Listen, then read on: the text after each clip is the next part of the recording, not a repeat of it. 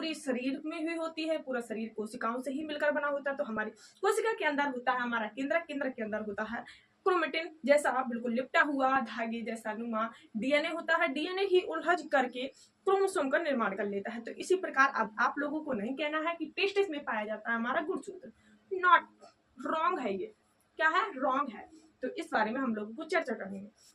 सबसे पहले हम लोग पढ़ते हैं कि डीएनए हमारा क्या है और जो हमारा डीएनए क्या करता है। सबसे पहले हमारे आते हैं वैज्ञानिक जो डीएनए की खोज करते हैं, लेकिन वो बताते नहीं है कि ये डीएनए है। उन्होंने कोशिका के केंद्रक में खोज की। सबसे पहले वैज्ञानिक थे हमारे फ्रेडरिक मिशर जी। उन्होंने कोशिका के अंदर केंद्रक में खोज की।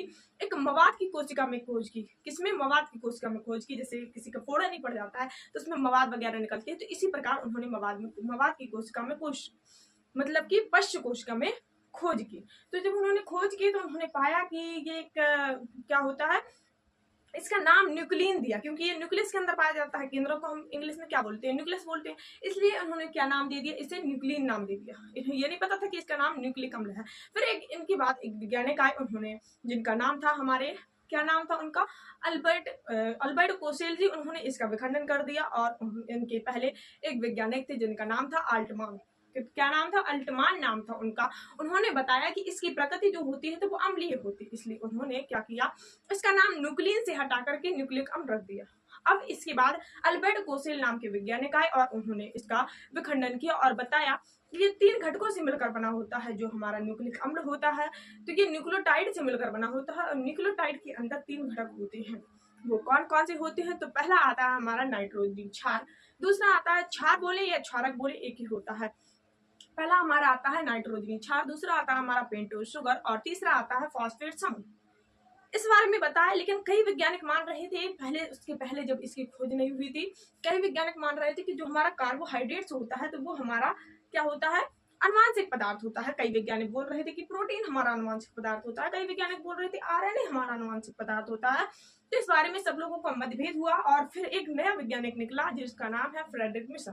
उन्होंने बताया, उन्होंने मवाद की कोशिका में मतलब पश्च कोशिका में डीएनए की खोज की, यानी कि न्यूक्लियन की खोज की। उन्होंने न्यूक्लियन उसका नाम दे दिया। जब उन्होंने नाम दिया तो सारे वैज्ञानिक भड़बड़ा गए और बोले कि ये कौन सा खोज नई कर दी है, ऐसा खोज हमने कभी ना देखा, इसने तो नया ही कर दिया। जब इस बारे में वैज्ञानिकों को पता चला कि इसने ऐसा कर लिया, वैसा कर लिया, वैसा कर लिया, तो सारे वैज्ञानिक भड़बड़ा गए। जो हमारे इन्होंने बता दिया कि यही अनुवांशिक पदार्थ होता, लेकिन ये नहीं बताया। फिर हमारे वैज्ञानिक आए, उन्होंने कहा कि हम लोग तो मानते थे कि प्रोटीन है अनुवांशिक पदार्थ, हमारा कार्बोहाइड्रेट्स है अनुवांशिक पदार्थ। कार्बोहाइड्रेट्स को तो हटा दिया गया था, प्रोटीन को ज्यादा मानते थे कि प्रोटीन हमारा अनुवांशिक पदार्थ है, जो कि पीढ़ी दर पीढ़ी अनुवांशिक मतलब कि वंशागत होता है। इस बारे में सभी लोगों को मतलब मतभेद था। एक वैज्ञानिक से पूछा गया कि जो हमारा अनुवांशिक पदार्थ है तुम बताओ भाई, तुम्हारे हिसाब से क्या होना चाहिए? तो न्यूक्लियर होना चाहिए, यानी कि न्यूक्लिक अम्ल होना चाहिए, या तो फिर प्रोटीन होना चाहिए। तो उसने कहा हम ऐसे कैसे बता सकते हैं, हम तो प्रयोग करके ही बताएंगे। हम जब तक प्रयोग ना करेंगे, जैसे हम लोग कहते हैं कहीं पे कि किसी का नाम चोरी में लगा देते हैं, हम लोग कहते हैं कि हाँ इसी ने पक्का चुराया होगा। वो कहेगा, अगर किसी से हम पूछेंगे कि आप बताइए आपको किस में शक हो रहा था, वो कहेगा कि मैं सबसे पहले देखूंगा, इन लोगों को चेक करूंगा तभी तो बता सकता हूँ, ऐसे थोड़ी ना बता सकता हूँ। तो उन्होंने वैज्ञानिकों ने क्या किया, प्रयोग किया। सबसे पहले हमारे वैज्ञानिक आते हैं ग्रिफिथ जी। क्या आते हैं हमारे? ग्रिफिथ जी। उन्होंने कहा कि जो ग्रिफिथ जी हैं हमारे, उन्होंने बताया, इन्होंने कहा कि मैं आप प्रयोग करूंगा और बताऊंगा कि कौन है अनुवांशिक पदार्थ। इन्होंने क्या किया, चूहों में प्रयोग किया। और जीवाणु कौन सा लिया? इन्होंने स्ट्रेप्टोकोकस निमोनिया नामक जीवाणु लिया, जो निमोनिया फैलाता था। किसमें? चूहों में। जो जीवाणुओं में ये बोलते हैं, चूहों में निमोनिया फैलाता था, किसी भी बॉडी में निमोनिया फैला देता था। उन्होंने स्ट्रेप्टोकोकस निमोनिया लिया। देखो स्ट्रेप्टोकोकस निमोनिया 2 प्रकार से फैलता है, एक होता है डिप्लोकोकस निमोनिया। तो डिप्लोकोकस जीवाणु नहीं लिया उन्होंने, क्योंकि ये जीवाणु बिल्कुल निष्क्रिय मात्रा में पाया जाता है। इन्होंने डिप्लोकोकस निमोनिया लिया। इसके 2 भेद तैयार किए, एक था हमारा एस टाइप, एक था आर टाइप।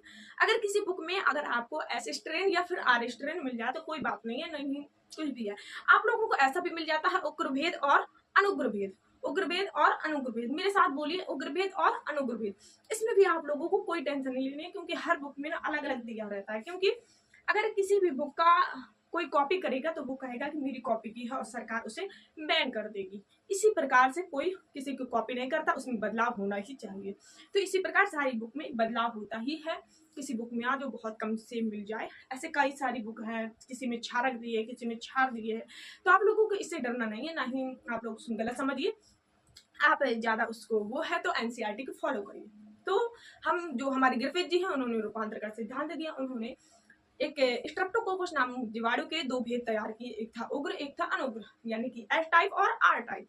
उन्होंने सबसे पहले क्या किया, आर टाइप को उन्होंने चूहे में प्रवेश कराया, यानी कि इंजेक्ट कराया। तो चूहा